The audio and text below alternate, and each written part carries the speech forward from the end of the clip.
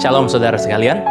Sementara kita masih di masa Prapaskah ini, saya rindu untuk kita merenungkan satu kisah tentang 4 orang sahabat yang menggotong teman mereka yang lumpuh agar disembuhkan Tuhan. Pasti kita sudah sangat familiar dengan kisah ini, bukan? Izinkan saya memberikan sinopsisnya terlebih dahulu. Nah, saat itu berita-berita tentang pengajaran dan perbuatan ajaib Yesus sudah menyebar ke berbagai tempat. Dan ketika Yesus tiba di Kapernaum, orang berbondong-bondong datang ke sana. Rupanya Yesus berada di salah satu rumah. Orang banyak mengerumuni dan memenuhi ruangan. Bahkan tidak ada celah untuk masuk dari pintu depan. Di sisi lain, ada 4 orang yang membawa teman mereka yang lumpuh kepada Yesus untuk disembuhkan. Tetapi melihat kondisi keramaian itu sudah pasti mustahil untuk mereka membawa teman mereka ke hadapan Yesus. Tak habis akal, mereka mulai membawa teman mereka ke atap, kemudian membuat lubang di atap itu tepat di atas Yesus. Lalu mereka menurunkan teman mereka dengan tali tepat di hadapan Yesus. Fun fact saudara, rumah di zaman Yesus itu terbuat dari batu, termasuk soto atas atau atap rumahnya juga terbuat dari batu. Jadi literally mereka memang membuat lubang di atap itu. Benar-benar merusak rumah orang ya saudara ya. Tetapi ketika Yesus melihat iman mereka, Yesus pun berkata kepada orang lumpuh itu, "Hai anakku, dosamu sudah diampuni." Dan akhirnya orang lumpuh itu pun sembuh, ia dapat berdiri dan berjalan dan keluar rumah itu. Wow, sungguh kisah yang sangat menakjubkan. Kita sudah sering mendengar renungan ini, dan biasanya yang paling banyak disoroti adalah tentang keteguhan iman 4 orang sahabat tadi, yang berjuang membawa teman mereka supaya disembuhkan Tuhan. Dan yang nanti implikasinya adalah kita harus bersungguh-sungguh membawa jiwa bagi Tuhan. Tapi sebenarnya ada banyak pelajaran yang dapat kita temukan dalam kisah ini. Dan hari ini saya ingin mengajak saudara lebih fokus kepada bagian perkataan Yesus, "Hai anakku, dosamu sudah diampuni." Loh, kok Yesus malah bahas pengampunan dosa?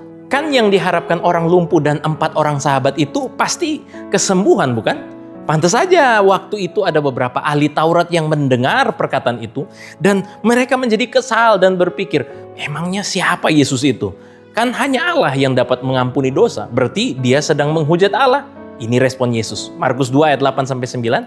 Tetapi Yesus segera mengetahui dalam hatinya bahwa mereka berpikir demikian. Lalu ia berkata kepada mereka, "Mengapa kamu berpikir begitu dalam hatimu?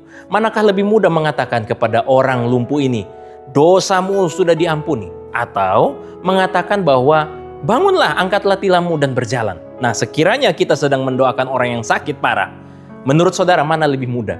Mengatakan dosamu sudah diampuni atau ayo bangun dan berjalanlah dan lepas semua masker oksigen serta infus-infus yang ada di tanganmu?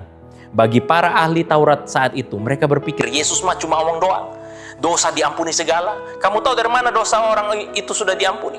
Kalau memang benar dosanya sudah diampuni, buktikan dong dengan orang lumpuh itu sembuh sempurna. Kita berpikir omong dosamu sudah diampuni mah gampang. Membuat mujizat itu baru sulit. Tapi coba renungkan saudara, bagi Tuhan mana yang lebih sulit? Melakukan mujizat atau pengampunan dosa? Bagi Tuhan, mengadakan mujizat itu sangat mudah. Alam semesta saja dijadikan hanya dengan berfirman, "Jadilah," maka jadilah demikian. Menurut Injil Yohanes, jika dibuatkan buku tentang seluruh mujizat dan pengajaran Yesus, maka bumi ini tidak akan muat. Tapi kalau pengampunan dosa itu lebih sulit. Mengapa? Karena Yesus harus berinkarnasi, Yesus harus sengsara, Yesus harus pikul salib, Yesus harus dipakukan, Yesus harus mati, Yesus harus menanggung dosa-dosa kita. Itu sangat sulit bagi Kristus. Sampai-sampai ketika dia berdoa di Taman Getsemani, dia mengalami stres sangat hebat hingga menyebabkan pembuluh darahnya pecah dan keringatnya berteteskan darah.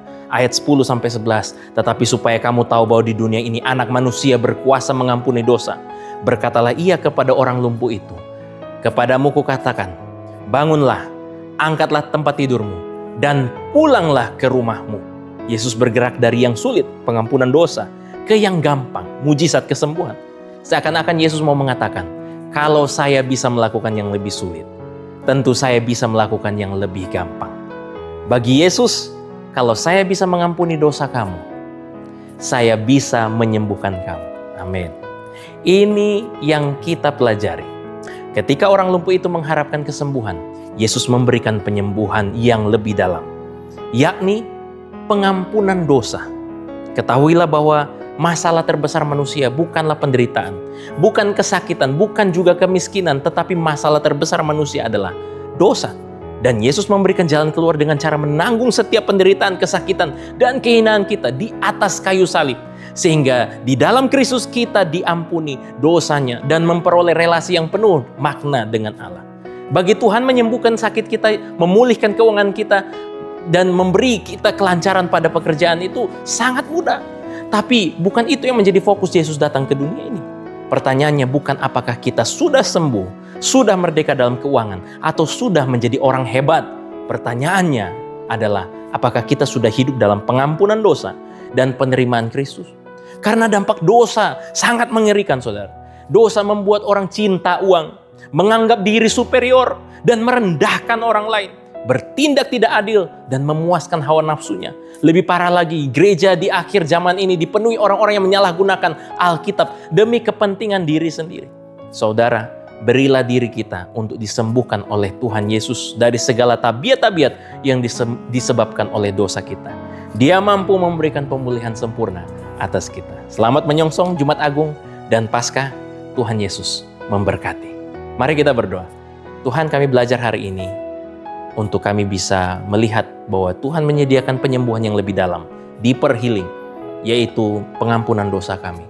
Biarlah Tuhan mengajari kami senantiasa tidak berfokus pada penderitaan, kesakitan, ataupun ekonomi kami, tapi kami berfokus pada karya salib Kristus yang akan memulihkan kehidupan kami secara sempurna, utuh di hadapan Tuhan.